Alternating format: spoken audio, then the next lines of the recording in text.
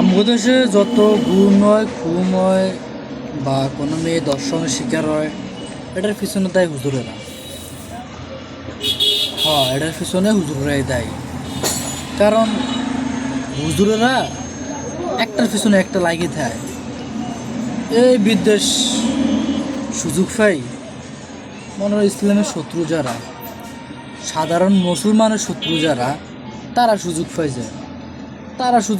আর কি করব, তারা যাই মনে করেন কোনো হুজুরের গাড়ি গুম করিয়ে লায়, কোনো দিয়ে মেয়ে একটা দর্শন করিয়া লায়, বা মেয়েদেরকে প্রেমের পাতে ফালাই যা করা করে লায়। এটার পিছনে হুজুরের কোথায় মনে করেন সিগারেট নিলে বাংতি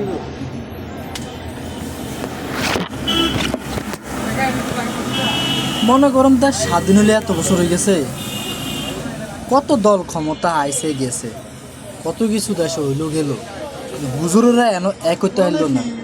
তো এক না হইলে তো এভাবে মারা খাম লাগবে। আজকে আপনি মারা খাইবেন, পরশু আমি খাম, তরশু অন্যরা খাইবে। আর আমনের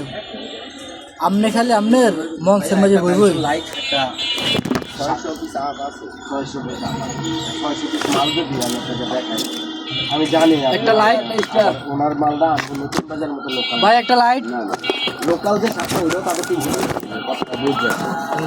এখন আপনার তো একজনের মারা তো যাইব না, আপনার হিসাব তো করতে হবে। ধরেন আপনার এই 600 পিসই ধরেন, আপনার আব্বার দেন এমনি ধরেন 200 করেই ধরেন, তাও 1,20,000 টাকা, 200 করে প্যান্ট ট্যান্ট সহ, চায়না গেঞ্জি সহ, বুঝাতে পারছি আপনাকে।